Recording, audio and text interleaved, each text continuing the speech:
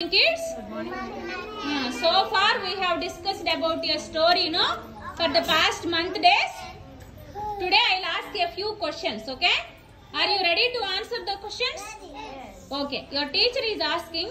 If you know the answer, wait for your turn, okay? Jansi ma'am, start. Ganesh, get up. Ganesh, ఈ కథ చెప్పేది ఎవరు? పుస్తకం పేరేంటి? ఓకే, బుడుగుకి ఇంకొక పేరేంటి?